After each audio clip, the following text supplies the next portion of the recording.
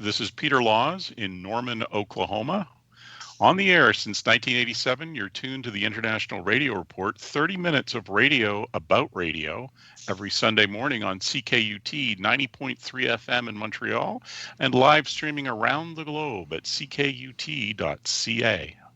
Welcome, everybody, to the International Radio Report for Sunday, June the 22nd. My name's Sheldon. I'm here with Jill. We thank you for tuning in to our show. We have 30 minutes of news and information from the world of radio. Lots of things going on this week. We thank you for contributing any material to the show as well. You can do that. We'll give you our contact information later on in the broadcast. So, Jill, you'll start things off with a story from the United States. Yes, the U.S. House votes to rescind NPR PBS funding. This is by Nick Langan of Radio World. The U.S. House of Representatives narrowly approved a rescission package to revoke $1.1 billion of already appropriated funding for the Corporation for Public Broadcasting for fiscal year 2026 and 2027. The rescission package now moves to the Senate, where Republicans hold a 53-47 majority.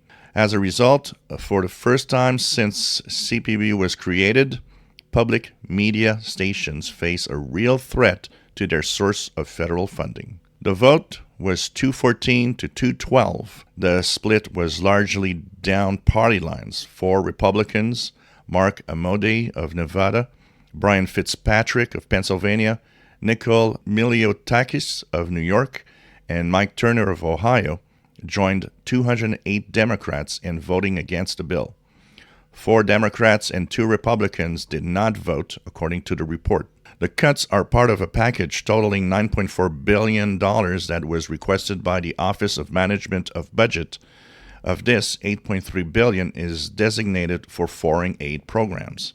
The vote was preceded by a fiery debate on the House floor. Taxpayer dollars should not be used to promote a narrative that demonizes one side of the aisle or another, Republican Martin Stutzman said.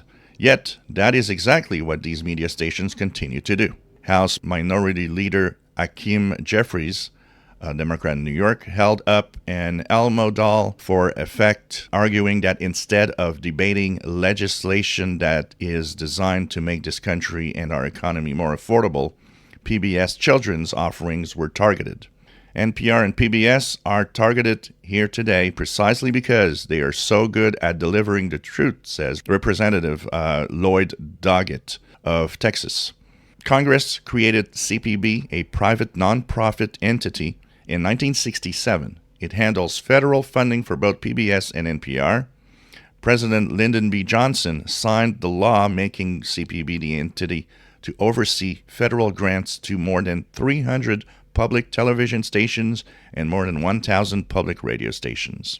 The rescission package now moves to the Senate. It needs a simple majority to pass and must be approved within 45 days of the president sending the request, which occurred on June 3rd.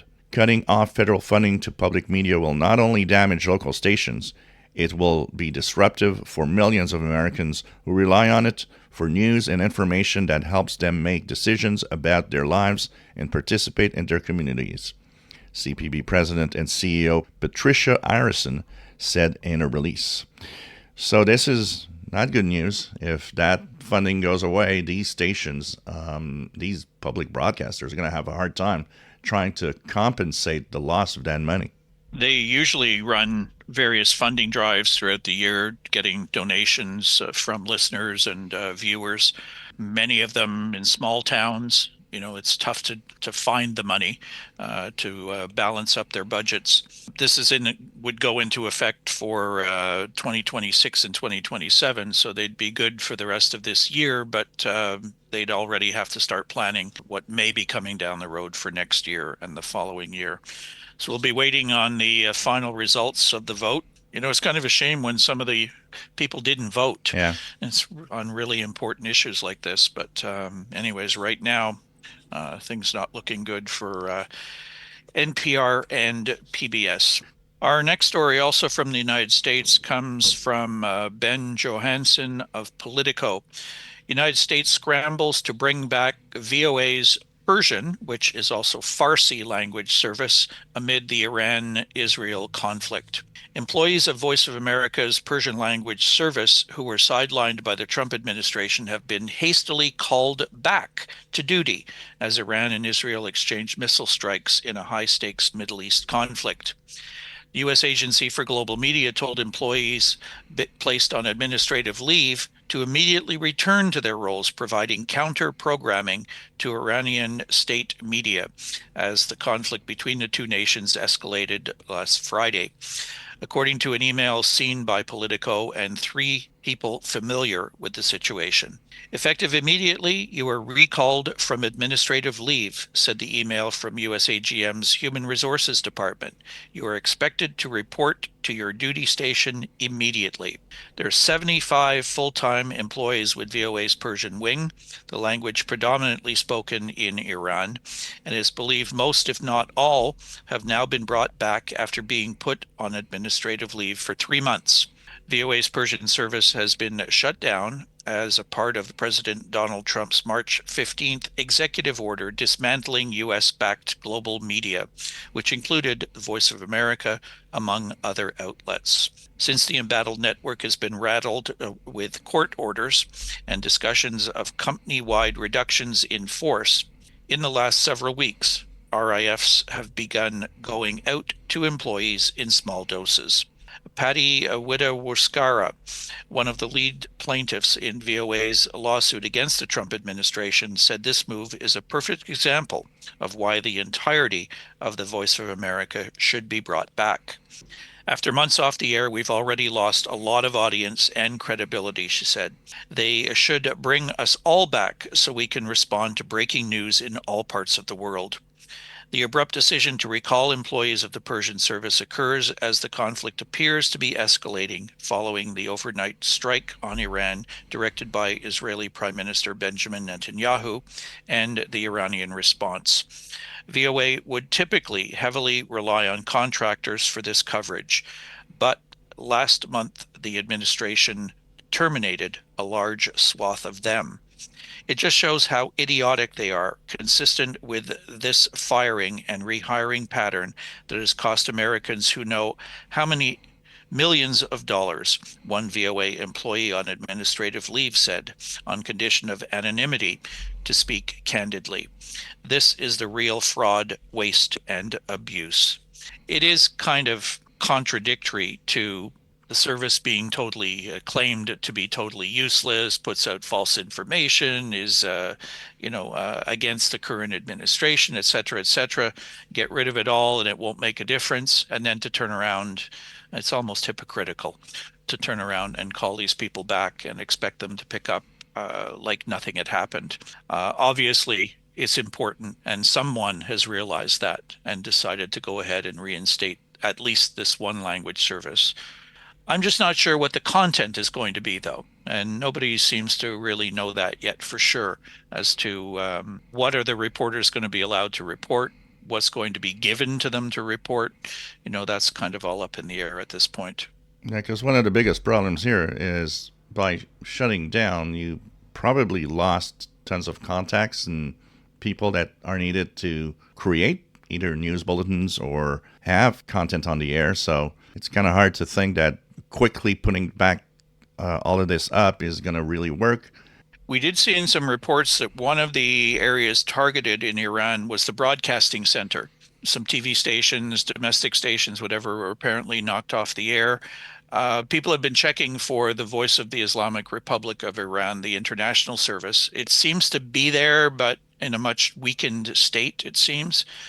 People are using remote receivers to try to pick up the signal from, closer to the source. But there are limited broadcasts coming out. The signals are not great. So, something that is creating a lot of discussions, Brother Stair programming ending on shortwave. This is via Glenn Hauser and Wavescan. According to Jeff White on Wavescan, the Overcomer Ministry says it will stop radio broadcasting on AM, FM, and shortwave at the end of June. They can no longer be sustained as contributions have been dropping, and it will continue on the internet, and they have to build it apparently, a low-power FM station that's under construction in Walterboro. However, Glenn Hauser finds no such construction permit or existing stations at the FCC. What happened, of course, with the death of Brother Stair himself, things have changed and money is not coming in anymore as it used to. This is going to have a huge impact on some of the U.S. broadcasters that were literally having, in some cases like WWCR, a dedicated 24-hour transmitter of just that programming. So a lot of money not coming in. WBCQ, WTWW, WCR, and WRMI are all going to be impacted, but at different levels. WRMI does have quite a lot of other shows. So even though Brother Stair was on a lot of frequencies, WCR and WTWW are probably the ones that are going to be hit the most. And WBCQ, also, it's kind of like WRMI. They have a mix of shows, so the impact might be mitigated, but still, it will have a big impact. It's going to be interesting to see how things sound on shortwave after June 30th. Yeah, whether it'll cause some stations to, possibly shut down, maybe cut their broadcast times down. Hard to say at this point in time. The whole Brother Stair thing has been controversial to begin with. Like we said, we're not judging the content here. Some people listened to it, some people didn't. But the impact it's going to have on those independent broadcasters is really the big story, I think. And we'll just have to wait and see how big of an impact it is. So what's happening with our sun? Well, our sun this week had a couple of big flares, including one earlier today as we're recording on Friday, June the 20th. And of course, this has an impact on some shortwave blackouts.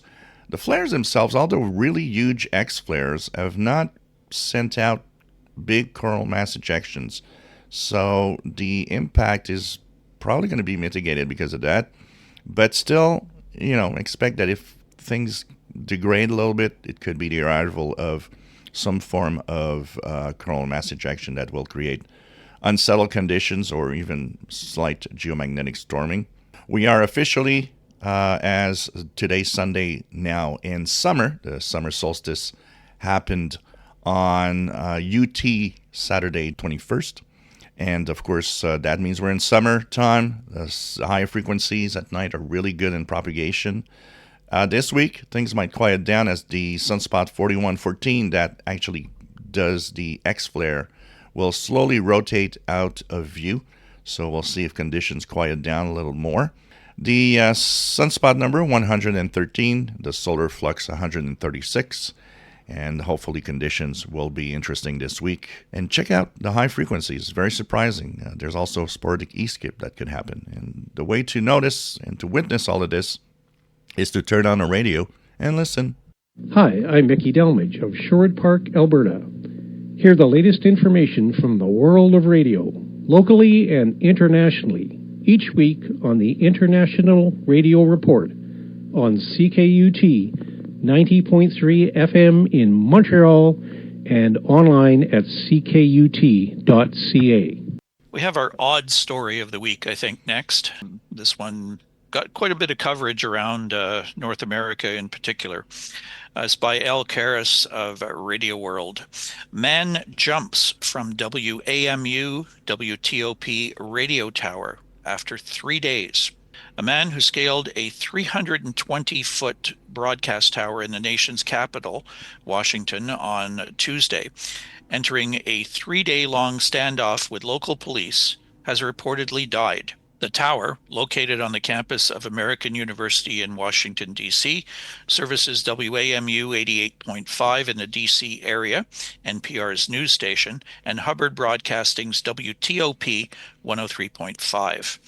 DC police first reported the incident on X at 2:41 p.m. Tuesday afternoon, saying they had negotiators on the scene of a barricaded situation on the 4400 block of Massachusetts Avenue Northwest, which is located on American University's campus.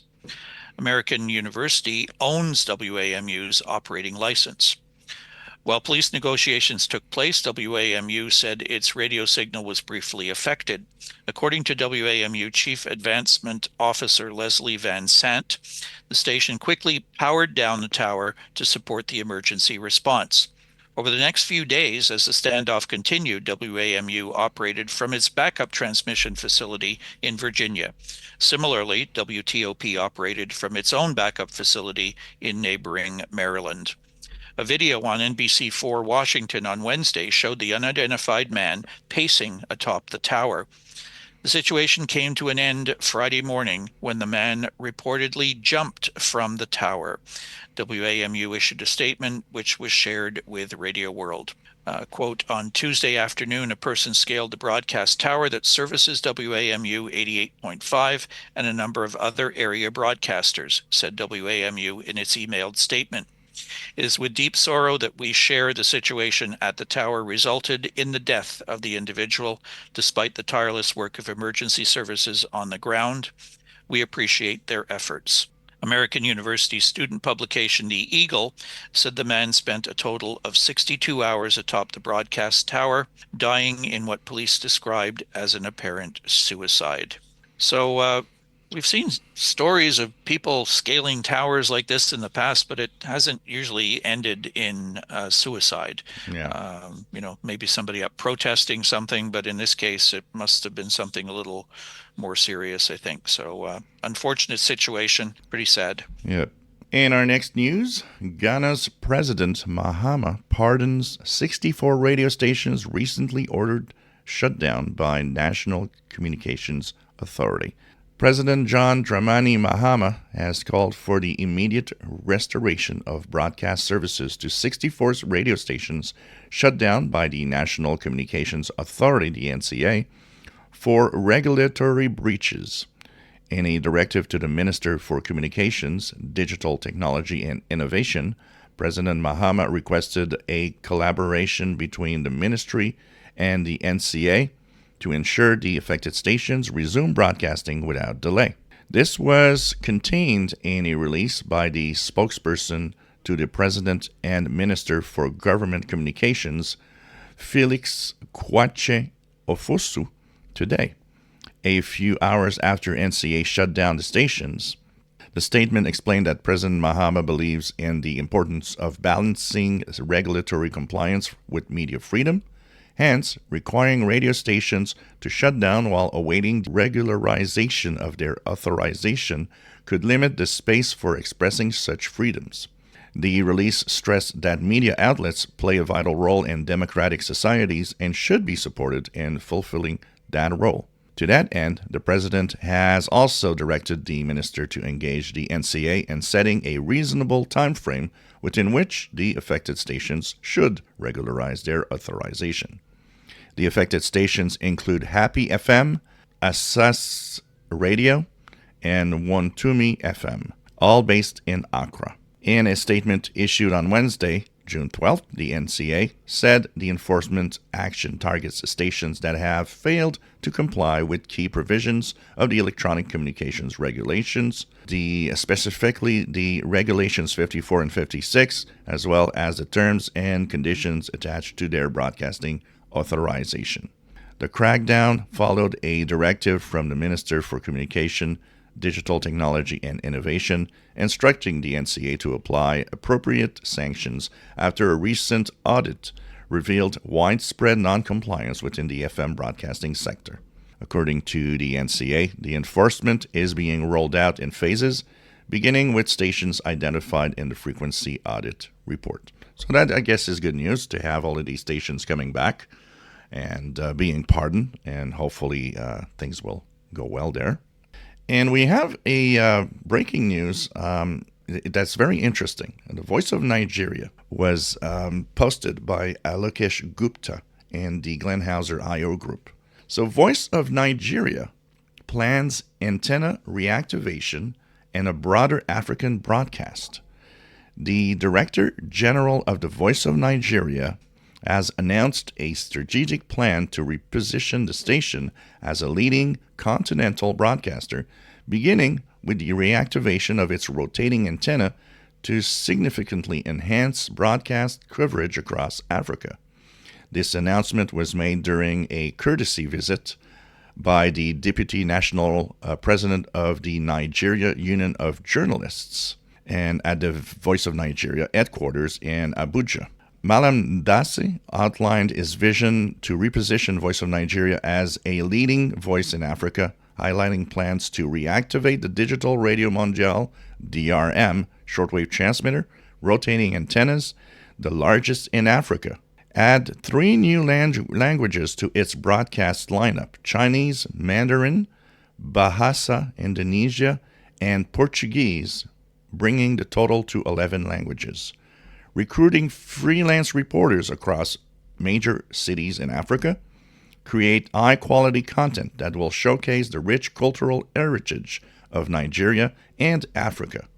Highlight the importance of peace, security, and stability in Nigeria and Africa. This sounds a little like Channel Africa that used to be in South Africa that decided that they would be the voice of Africa. Now it's Nigeria taking its place. It's Voice of Nigeria would become a major shortwave broadcaster towards Africa, which is kind of interesting. And it'll be interesting to see, if we ever have a timeline of when all of this could happen.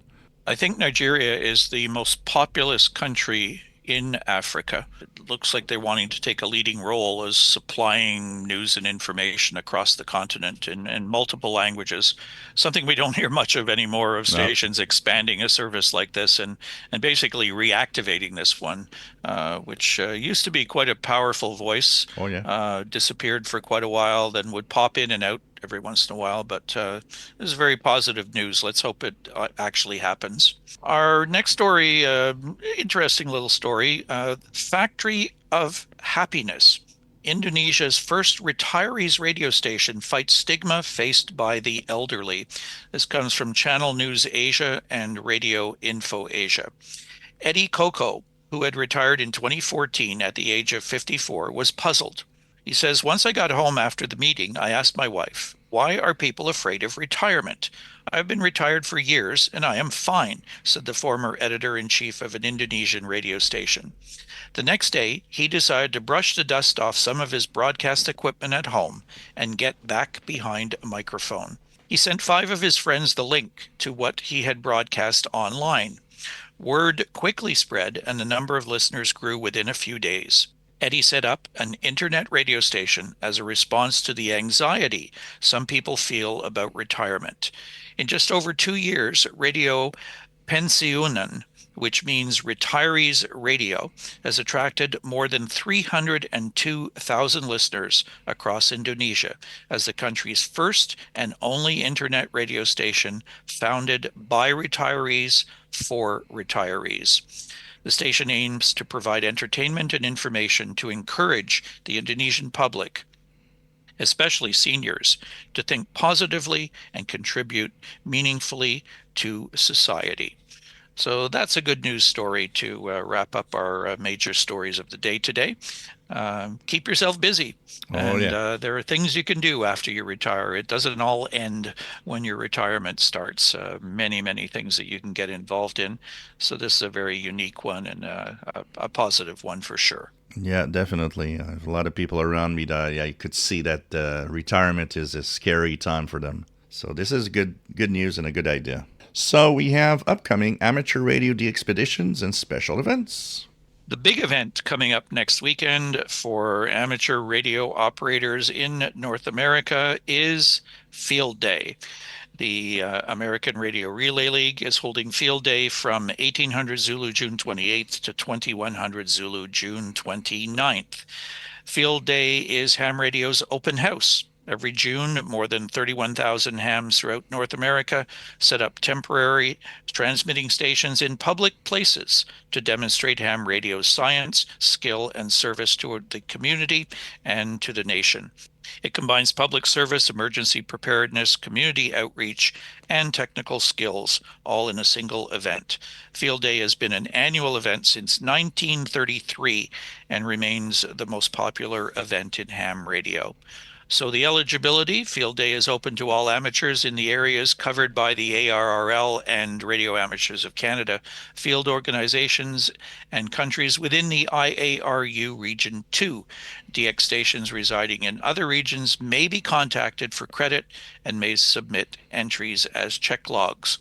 So the object is to work as many stations as possible, 160 through 10 meters HF bands, as well as all bands 50 megahertz and above. And in doing so, to learn to operate in abnormal situations in less than optimal conditions. A premium is placed on developing skills to meet the challenges of emergency preparedness, as well as to acquaint the general public with the capabilities of amateur radio. So check around your local community. You may have an amateur radio club that will be staging an event. You may be a ham that wants to just participate on your own and get on the air and communicate with some of these field day stations. So it's a busy weekend, lots of activities, and it's very possible that someone in your neighborhood, town, city, what have you, may have a public event set up somewhere that you can go and check out. So you can look into it on the ARR website, arrl.org/field-day, and that will give you all the information. And there's a couple DXPEDITION operations going on. Gilles, you want to start that off? Yes, there's, first of all, 8 Romeo. This is in Guyana. Aldir, PY1SAD, is active as 8 Romeo 1 Tango Mike until July 8th. Operations are from 160 to 6 meters using CW, SSB, and digital modes. A normal operation during the week between 23 and 02 UTC. And the QSL is via his home call. Down in the South Pacific, Tango 30, which is in Kiribati. Tango 30 Tango will be operating for about 3 months due to him working there. This will not be a 24/7 expedition. This is activity from T30 land between work and meetings. So whenever he has time, basically. Another issue here is a power cut that exists in the island nation. We're expecting QRT for hours during the day. All small pistols, our priority, will have enough time to work us all on all of the ham bands if propagation allows. So he's going to be looking for weak signals, in other words. So QRP stations will get some priority as well. So check that one out. I could receive him last night on 20 meters. I tried a few times, but was not able to make a contact. Hopefully it will happen within the next days or weeks. Next we have FB, which is Saint-Pierre and Miquelon. Eric, KV1J, will once again be active as a Foxtrot Papa call between June 28th and July 14th. This includes an entry in the IARU HF World Championship. It will be QRV from 80 to 6 meters, and there's a website we'll share that has all the details. And you, of course, will be using CW, SSB, FT4, and FT8. And QSL is via the logbook of the world, club log, or via his home call. So we are out of time. We thank you for tuning in today. We can be reached by email, radioreport@yahoo.com. Our show is live streaming and archived at ckut.ca here in Montreal. Our Facebook group, International Radio Report, we welcome Paul Stringer in Ontario and Hitoshi in Japan joining the group. And our YouTube channel has all of our radio shows stored there for you to listen to at your convenience, including the most recent show, youtube.com/@IRR, and we invite you to subscribe to the channel. Thanks for tuning in. We'll talk to you again next week here on the International Radio Report on CKUT 90.3 FM in Montreal. Bye-bye for now. Bye-bye.